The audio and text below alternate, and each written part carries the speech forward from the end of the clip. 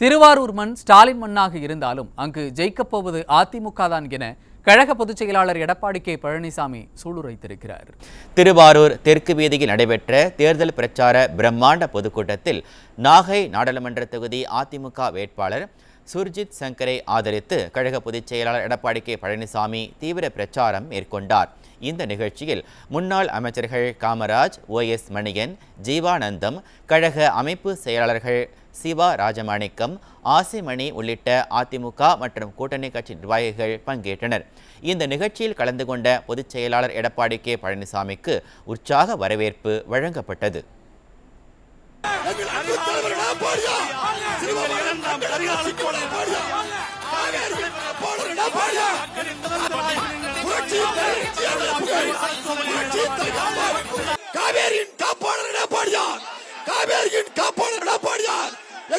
தலைவர் எடப்பாடியார், நாளைய முதல்வர் எடப்பாடியார், தலைவர் எடப்பாடியார், தமிழகத்தின் ஒரே தலைவர் எடப்பாடியார், எங்கள் அன்பு தலைவர் எடப்பாடியார். அப்போது பேசிய கழக பொதுச் செயலாளர் எடப்பாடி கே பழனிசாமி, எந்த கொம்பனாலும் அதிமுக சின்னமான இரட்டை இலையை தொட்டுக்கூட பார்க்க முடியாது என தெரிவித்தார். சின்னத்தை முடுக்கிறதுக்கு எத்தனை பேரு கொஞ்ச நஞ்சமா எவ்வளோ முயற்சி செஞ்சாங்க. ஆனா இங்க இருக்கின்ற நிர்வாகிகள், தொண்டர்கள், பொதுமக்களோடு இருவரும் தன்னுடைய அருளாசியோடு அத்தனை தூள் தூளாக்கப்பட்டது. எந்த கொம்பனாலும் நம்முடைய சின்னத்தை தொட்டு கூட பார்க்க முடியாது. இது தெய்வத்தால் உருவாக்கப்பட்ட சின்னம், இது தெய்வ சக்தி பெற்ற சின்னம், ரெட்டல சின்னம். இது இந்த சின்னத்தின் மூலமாக மக்கள் 30 ஆண்டு காலம் ஆட்சி கொடுத்த சின்னம் ரெட்டல சின்னம். இரட்டலை சின்னத்தில் போட்டியிட்டு வெற்றி பெற்று ஆட்சி அமைத்த காரணத்தினால் 30 ஆண்டு காலம் ஆட்சியிலே நாம் இருந்தோம்.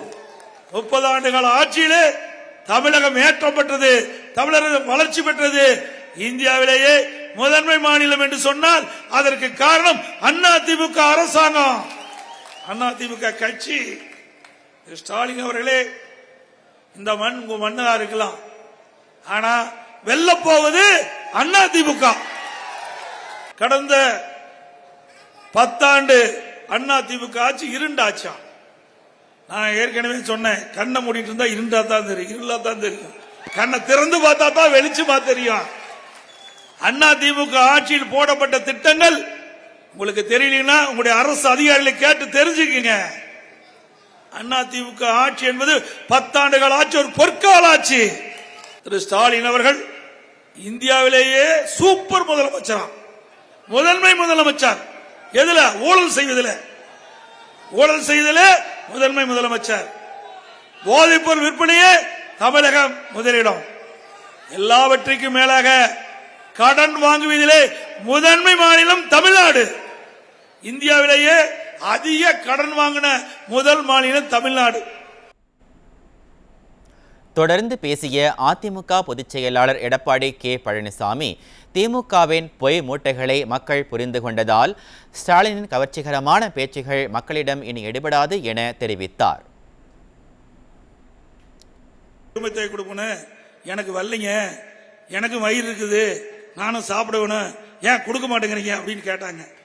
நீங்க தான் அனைத்து குடும்ப தலைவிக்கு 1000 ரூபாய் கொடுக்க சொன்னீங்களே, இப்ப ஏமாற்றி விட்டீங்கன்னு கேட்டீங்க. அவர் ஒன்றும் பதில் சொல்ல முடியல, அப்படி பேன்னு முழிக்கிறார். ஆக மக்கள் கேள்வி கேட்க ஆரம்பிச்சுட்டாங்க. ஸ்டாலின் அவர்களே, இது உங்களுடைய நாடகம் எடுபடாது, உங்களுடைய நடிப்பு எடுபடாது, உங்களுடைய கவர்ச்சிகரான பேச்சு இனிமேல் தமிழ்நாட்டு மக்கள் எடுபடாது. உண்மை முகத்தை மக்கள் பார்த்து விட்டார்கள். உங்களுடைய பொய் மூட்டைகள் எவ்வளவு அவிழ்த்து விட்டாலும் மக்களிடத்தில் எடுபடாது என்பதை இந்த நேரத்தில் தெரிவிக்கிறேன். எப்ப பார்த்தாலும் பொய்யா பேசுறாங்க. இன்னொரு ஆள் இருக்காரு, செங்கலை தூக்கிட்டு ஊரா சுத்திட்டு இருக்காரு. அவருடைய மகன் ஊரா செங்கல் தூக்கி சுத்திட்டு இருக்காரு. ஏங்க, ஒரு தடவை செங்கல் தூக்கி காட்டினா ரைட்டு, 2 தடவை காட்டினா ரைட்டு. இந்த செங்கலையே தூக்கி 3 ஆண்டு காலம் காட்டிய விளையாட்டுத்துறை அமைச்சர் செங்கலை தூக்கி காட்டிட்டு நாங்க கேட்கிற கேள்வி அவர் புரிஞ்சுக்கணும். அதுக்கு உருப்படியான பதில் கொடு, இல்லைன்னா யாராவது எழுதி கொடுத்த வாங்கியாவது படி. நாங்க வேண்டாங்கல்ல. ஏங்க, இந்த நாடாளுமன்றத்துக்கு நான் வாக்கு கேட்க வந்திருக்கிறேன். இவர் வெற்றி பெற்று வந்தா நாடாளுமன்றத்தில் போய் பேசி மத்திய அரசு திட்டத்தில் வாங்கி கொடுக்கணும். அதுதான் நான் எங்களுடைய கேள்வி. 2019 அனைத்து இந்திய அண்ணா திராவிட முன்னேற்ற கழகத்தில் நான் முதலமைச்சர் இருக்கும்போது பாரத பிரதமர் மோடி வந்தார். மதுரைக்கு வந்து அங்க ஒரு எய்ம்ஸ் மருத்துவமனைக்கு அடிக்கல் நாட்டு விழா, அதில் நானும் கலந்துக்கிட்டேன், அவரும் கலந்துக்கிட்டார். 19 கொண்டு வந்தது அனைத்து இந்திய அண்ணா திராவிட முன்னேற்ற கழக ஆட்சியில் தான் எய்ம்ஸ் மருத்துவமனை கொண்டாந்து. அப்பதான் நாடாளுமன்ற தேர்தல் நடக்குது. அப்போ திமுக கூட்டணி சேர்ந்தவர்கள் 38 பேர் தமிழகத்தில் வெற்றி பெற்றிருக்கிறாங்க. அந்த 38 பேரும் நாடாளுமன்றத்திலே நீங்கள் காட்டிக்கிட்ட செங்கலை அங்க கொண்டு போய் காட்டி அழுத்தம் கொடுத்திருந்தா எய்ம்ஸ் மருத்துவம் வந்திருக்கும். அதுக்கு தானே நீங்க ஊரூரா போய் வாக்கு சேகரிச்சிட்டு இருக்கிறீங்க நாடாளுமன்றம் வெற்றி பெறுவதற்கு. ஆனா அதை செய்யல. இவருக்கு விளம்பரம் வேணும். இந்த விளம்பரத்தின் மூலமா மக்களை ஏமாற்ற பார்க்கிறார். மக்கள்லாம் உஷாரா இருங்க.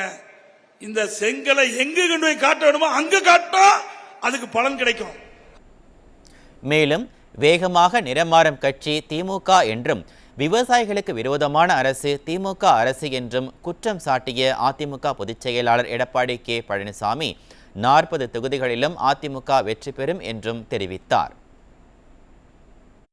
குழந்தையை வளர்ப்பது போல ஒரு விவசாயி அந்த நெற்பயிரை வளைத்து அதை அறுவடை செய்து நெல் மணிகள் எல்லாம் மூட்டை பிடித்து விற்பனை கொண்டு வந்தா அதை கூட பாதுகாத்து முறையாக வேகமாக துரிதமாக அந்த நெல் மூட்டைகள் எல்லாம் நீங்கள் அந்த குடோன்ல எடை போட்டு வாங்கி உடனடியாக பணம் கொடுக்கிற அரசாங்கம் இந்த அரசாங்கம் இல்ல.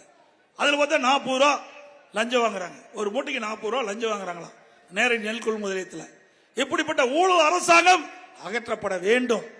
விவசாயிகளை காக்கின்ற அரசு அதிமுக அரசு, விவசாயிகளுக்கு விரோதமாக இருக்கின்ற அரசு திமுக அரசு. திரு ஸ்டாலின் அவர்கள் அவர் எண்ணிட்டு இருக்காரு, தமிழ்நாட்டில் இருக்கின்ற அனைத்து சட்டமன்ற தொகுதியிலையும் பாண்டிச்சேரியிலையும் 40க்கு 40 வெற்றி பெறும்னு இருமாப்பில் இருக்கார். நாடாளுமன்றத்தில் 39 நாடாளுமன்றம் தமிழகத்தில், பாண்டிச்சேரி 1 40 நாடாளுமன்றம். விளவங்கோட்டில் கூட்டணி கட்சி நிக்குது. அனைத்திலும் வெற்றி பெறுவதாக எல்லா இடத்திலும் பேசிட்டு இருக்கார். அது ஒரு மாய தோற்றம். ஆனா இந்த தேர்தலை பொறுத்த வரைக்கும் அதிமுக கூட்டணி பாண்டிச்சேரி உட்பட 40 இடங்கள் நாம தான் வெற்றி பெறும்.